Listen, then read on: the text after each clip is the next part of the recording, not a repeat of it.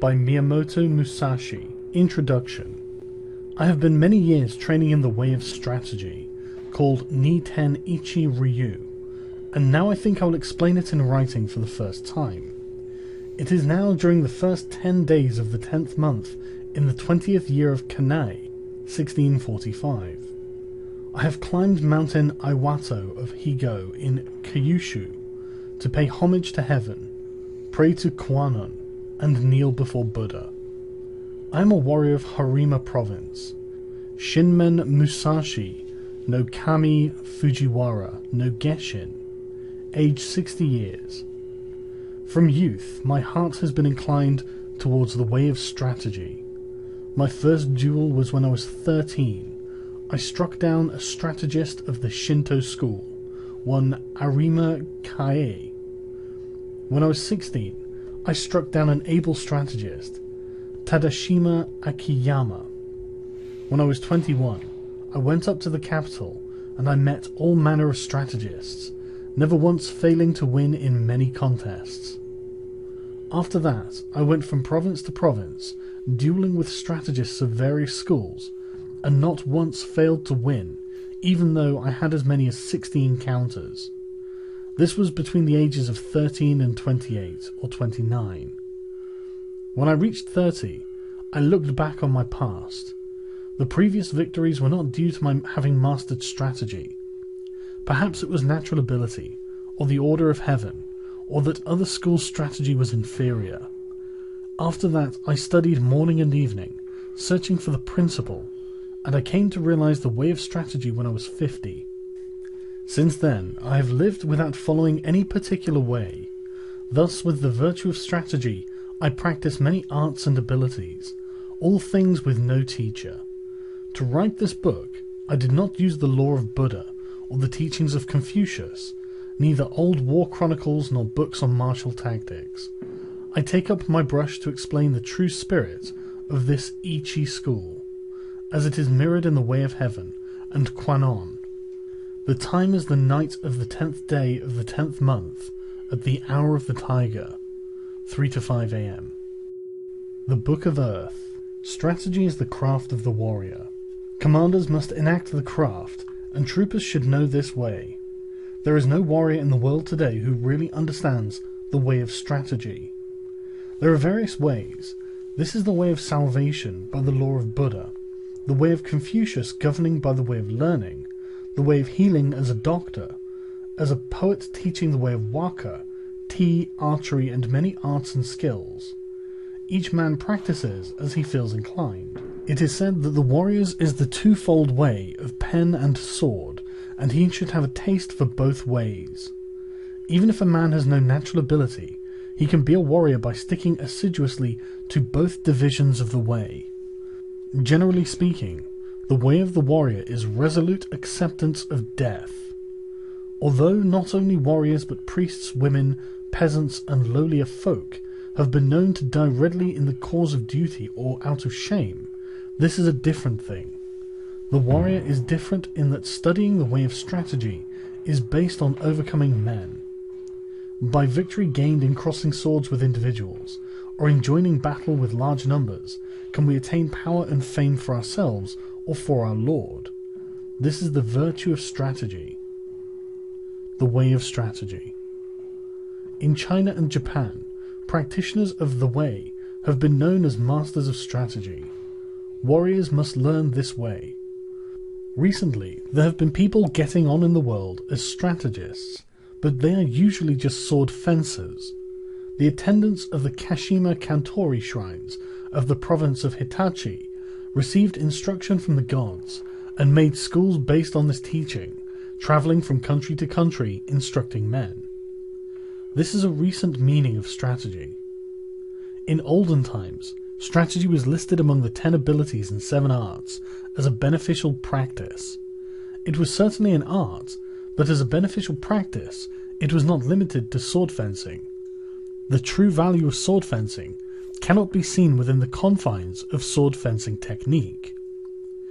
If we look at the world, we see arts for sale. Men use equipment to sell their own selves. As if with the nut and the flower, The nut has to become less than the flour. In this way of strategy, both those teaching and those learning the way are concerned with colouring and showing off their technique, trying to hasten the bloom of the flower. They speak of this dojo and that dojo. They are looking for profit. Someone once said, "Immature strategy is the cause of grief." That was a true saying. There are 4 ways in which men pass through life: as gentlemen, farmers, artisans, and merchants. The way of the farmer, using agricultural instruments, he sees springs through to autumns with an eye on the changes of the season. The second is the way of the merchant. The winemaker obtains his ingredients and puts them to use to make his living. The way of the merchant is always to live by taking profit. This is the way of the merchant. Thirdly, the gentleman warrior, carrying the weaponry of his way. The way of the warrior is to master the virtue of his weapons, so must he not have a little taste for this? Fourthly, the way of the artisan. The way of the carpenter is to become proficient in the use of his tools, first to lay his plans with true measure and then perform his work according to plan. Thus he passes through life. These are the 4 ways of the gentleman, the farmer, the artisan, and the merchant. Comparing the way of the carpenter to strategy. The comparison with carpentry is through the connection with houses.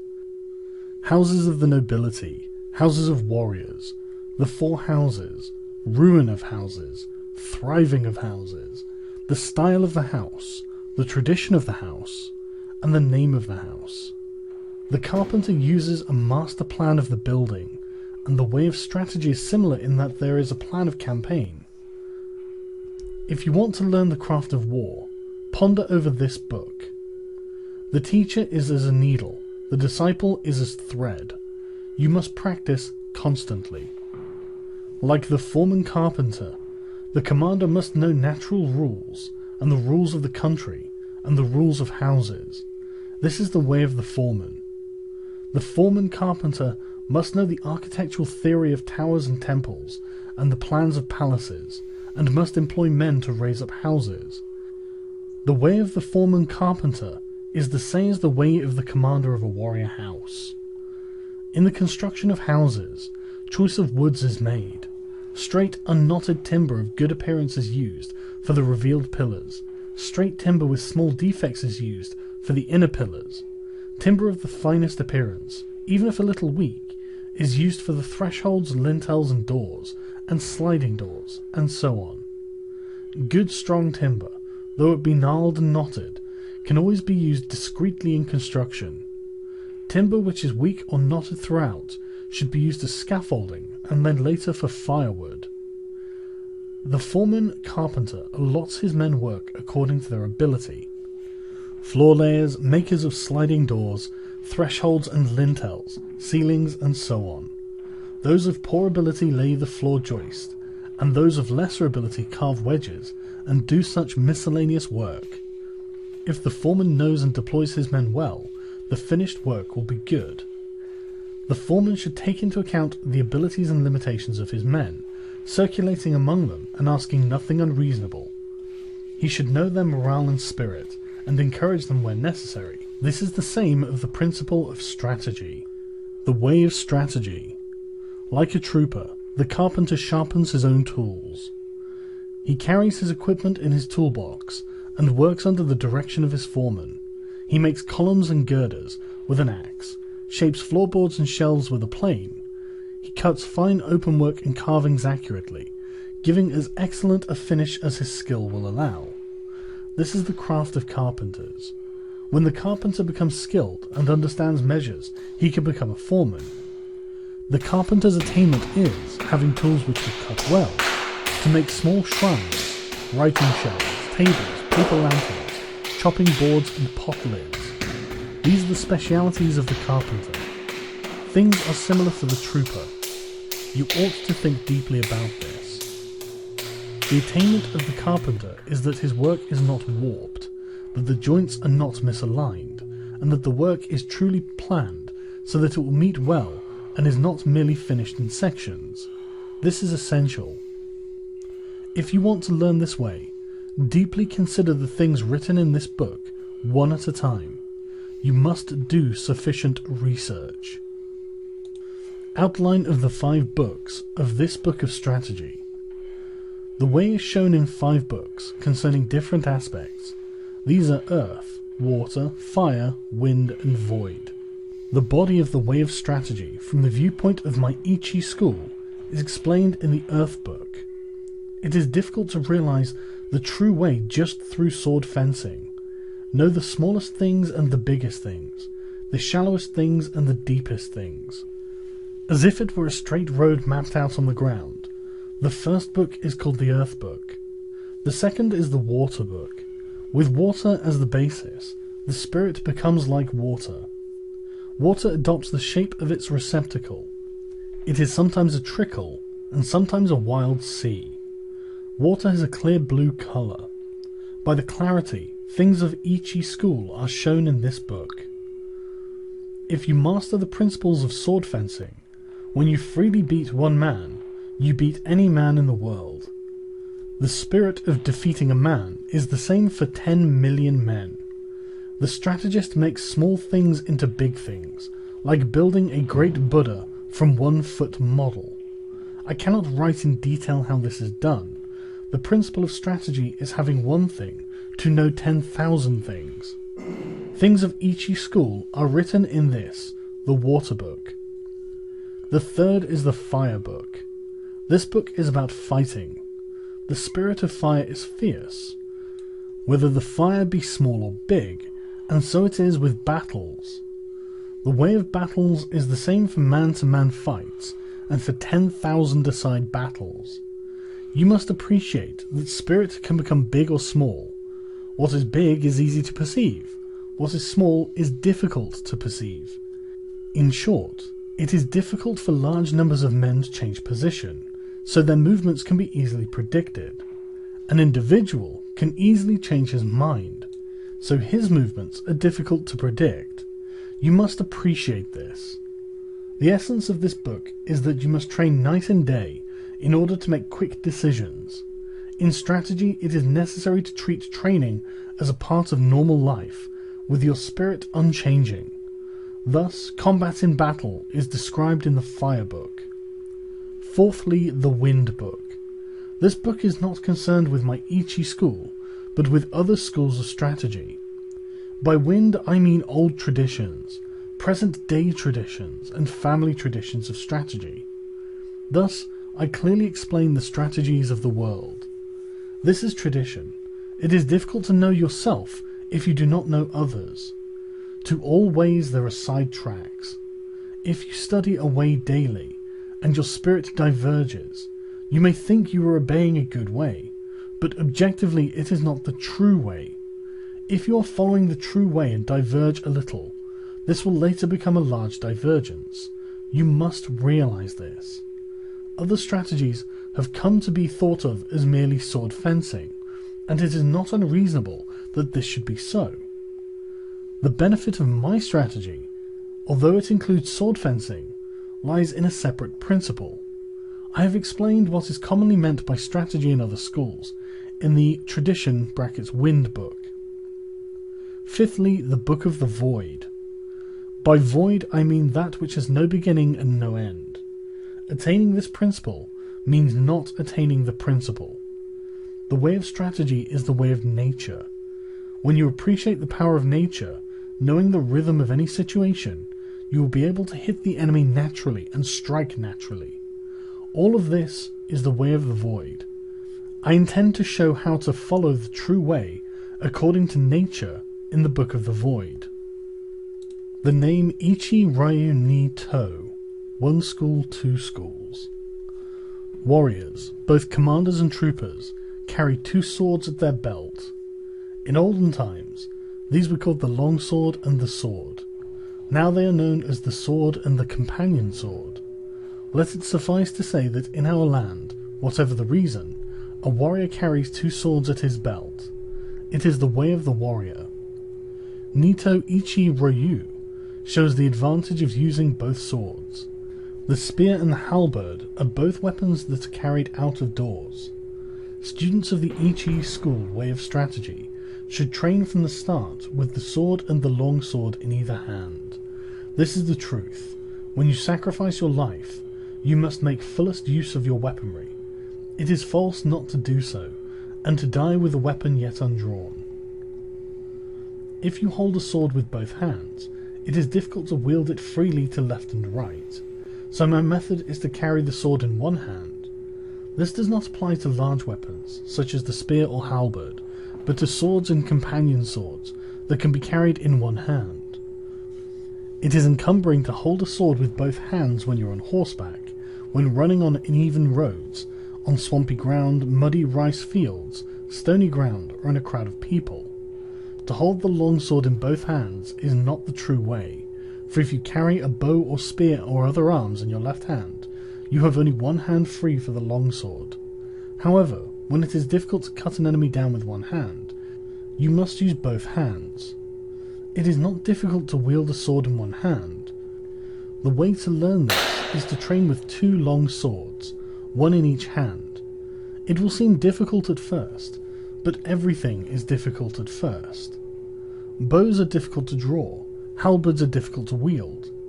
As you become accustomed to the bow, so your pull will become stronger. When you become used to wielding the long sword, you will gain the power of the way and wield the sword well. As I will explain in the second book, the Water Book, there is no fast way of wielding the long sword. The long sword should be wielded broadly, and the companion sword closely. This is the first thing to realize. According to this Ichi school, you can win with a long weapon, and yet you can also win with a short weapon. In short, the way of the Ichi school is the spirit of winning, whatever the weapon and whatever the size. It is better to use 2 swords rather than one when you are fighting a crowd, and especially if you want to take a prisoner. These things cannot be explained in detail. From one thing know 10,000 things. When you attain the way of strategy, there will not be one thing you cannot see. You must study hard. The benefits of the 2 characters reading strategy. Masters of the long sword are called strategists. As for other military arts, those who master the bow are called archers. Those who master the spear are called spearmen. Those who master the gun are called marksmen. Those who master the halberd are called halberdiers. But we do not call masters of the way of the longsword long swordsmen, nor do we speak of companion swordsmen, because bows, guns, spears, and halberds are all warriors' equipment. They are certainly part of strategy. To master the virtue of the longsword is to govern the world and oneself. Thus, the longsword is the basis of strategy. The principle is strategy by means of the longsword. If he attains the virtue of the longsword, one man can beat 10 men. Just as one man can beat 10, so 100 men can beat 1,000, and 1,000 men can beat 10,000. In my strategy, one man is the same as 10,000, so this strategy is the complete warrior's craft. The way of the warrior does not include other ways, such as Confucianism, Buddhism, certain traditions, artistic accomplishments, and dancing. But even though these are not part of the way, if you know the way, broadly you will see it in everything. Men must polish their particular way. The benefit of weapons in strategy. There is a time and a place for use of weapons. The best use of the companion sword is in a confined space, or when you're engaged closely with an opponent. The long sword can be used effectively in all situations. The halberd is inferior to the spear on the battlefield. With the spear you can take the initiative. The halberd is defensive. In the hands of 1 or 2 men of equal ability, the spear gives a little extra strength. The spear and halberd both have their uses, but neither is very beneficial in confined spaces. They cannot be used for taking a prisoner. They are essentially weapons for the field. Anyways, if you learn indoor techniques, you will think narrowly and forget the true way. Thus you will have difficulty in actual encounters. The bow is tactically strong at the commencement of battle, however battles on a moor, as it is possible to shoot quickly from among the spearmen. However, it is unsatisfactory in sieges, or when the enemy is more than 40 yards away. For this reason, there are nowadays few traditional schools of archery, and there is little use nowadays for this kind of skill. From inside fortifications, the gun has no equal among weapons. It is the supreme weapon on the field before the ranks clash. But once the swords are crossed, the gun becomes useless. One of the virtues of the bow is that you can see the arrows in flight and correct your aim accordingly, whereas gunshots cannot be seen. You must appreciate the importance of this. Just as a horse must have endurance and no defects, so it is with weapons. Horses should walk strongly, and swords and companion swords should cut strongly. Spears and halberds must stand up to heavy use. Bows and guns must be sturdy. Weapons should be hardy rather than decorative. You should not have a favourite weapon. To become overfamiliar with one weapon is as much a fault as not knowing it sufficiently well. You should not copy others, but use weapons which you can handle properly. It is bad for commanders and troops to have likes and dislikes. These are things you must learn thoroughly. Timing in strategy. There is timing in everything. Timing in strategy cannot be mastered without a great deal of patience. Timing is important in dancing and pipe or string music, for they are in rhythm only if timing is good. Timing and rhythm are also involved in the military arts, shooting bows and guns and riding horses. In all skills and abilities, there is timing. There is also timing in the void. There is timing in the whole life of the warrior, in his thriving and declining, in his harmony and discord. Similarly, there is timing in the way of the merchant, in the rise and fall of capital. All things entail rising and falling timing. You must be able to discern this. In strategy, there are various timing considerations. From the outset, you must know the applicable timing and inapplicable timing, and from among the large and small things, and the fast and slow timings, find the relevant timing, first seeing the distance timing and the background timing. This is the main thing in strategy. It will be especially important to know the background timing, otherwise your strategy will become uncertain.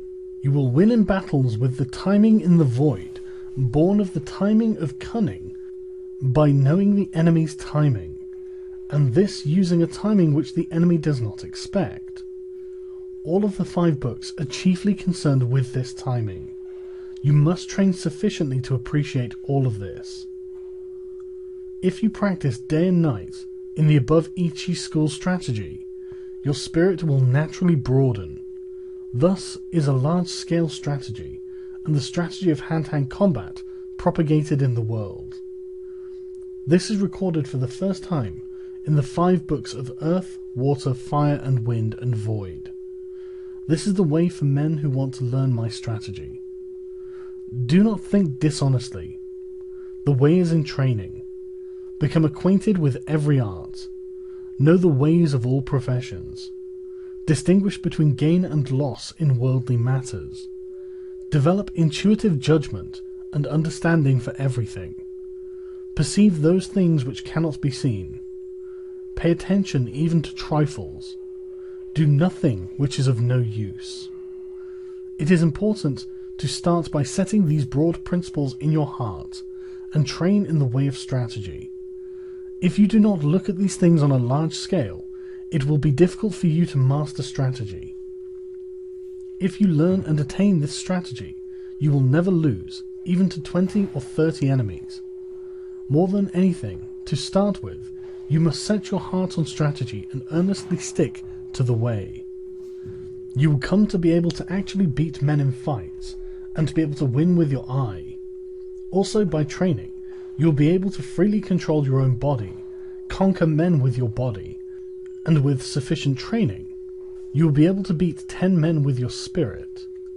When you have reached this point, will it not mean that you are invincible?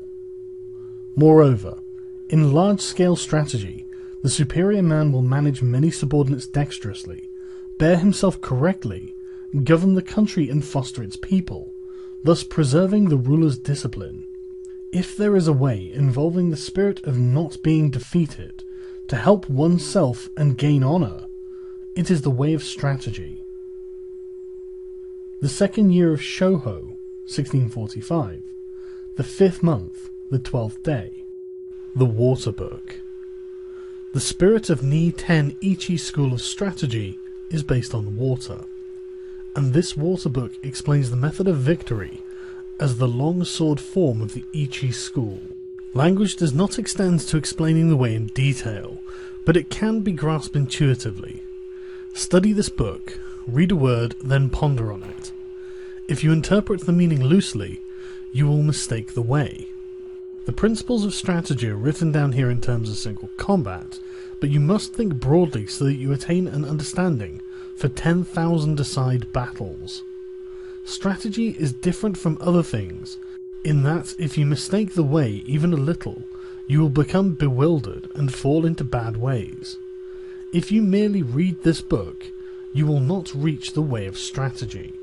Absorb the things written in this book. Do not just read, memorize, or imitate, but so that you may realize the principle from within your own heart, study hard to absorb these things into your body.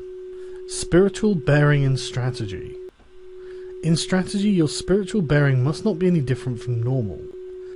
Both in fighting and in everyday life, you should be determined through calm. Meet the situation without tenseness, yet not recklessly. Your spirit settled yet unbiased. Even when your spirit is calm, do not let your body relax. And when your body is relaxed, do not let your spirit slacken. Do not let your spirit be influenced by your body, or your body influenced by your spirit. Be neither insufficiently spirited nor overly spirited. An elevated spirit is weak, and a low spirit is weak. Do not let the enemy see your spirit. Small people must be completely familiar with the spirit of large people, and large people must be familiar with the spirit of small people. Whatever your size, do not be misled by the reactions of your own body. With your spirit open and unconstricted, look at things from a high point of view. You must cultivate your wisdom and spirit. Polish your wisdom. Learn public justice. Distinguish between good and evil. Study the ways of different arts one by one. When you cannot be deceived by men, you will have realized the wisdom of strategy. The wisdom of strategy is different from other things. On the battlefield, even when you are hard-pressed, you should ceaselessly research the principles of strategy so that you can develop a steady spirit. Stance in strategy. Adopt a stance with the head erect, neither hanging down nor looking up, nor twisted. Your forehead and the space between your eyes should not be wrinkled. Do not roll your eyes or allow them to blink, but slightly narrow them. With your features composed, keep the line of your nose straight, with a feeling of slightly flaring your nostrils. Hold the line of the rear of your neck straight. Instill vigor into your hairline, and in the same way from the shoulders down through your entire body. Lower both shoulders, and without the buttocks jutting out, put strength into your legs from the knees to the tops of your toes. Brace your abdomen, so you do not bend at the hips. Wedge your companion sword in your belt against your abdomen, so the belt is not slack. This is called wedging in. In all forms of strategy, it is necessary to maintain the combat stance in everyday life, and to make your everyday stance your combat stance. You must research this well. The gaze in strategy. The gaze should be large and broad. This is the twofold gaze, perception and sight. Perception is strong and sight is weak. In strategy, it is important to see distant things as if they were close, and to take a distanced view of close things. It is important in strategy to know the enemy's sword and not be distracted by insignificant movements of his sword. You must study this. The gaze is the same for single combat and for large-scale combat. It is necessary in strategy to be able to look to both sides without moving the eyeballs. You cannot master this ability quickly. Learn what is written here. Use this gaze in everyday life, and do not vary it, whatever happens. Holding the longsword.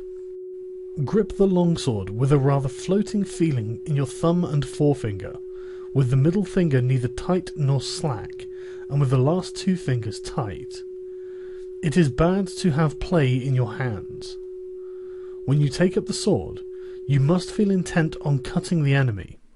As you cut an enemy, you must not change your grip, and your hands must not cower. When you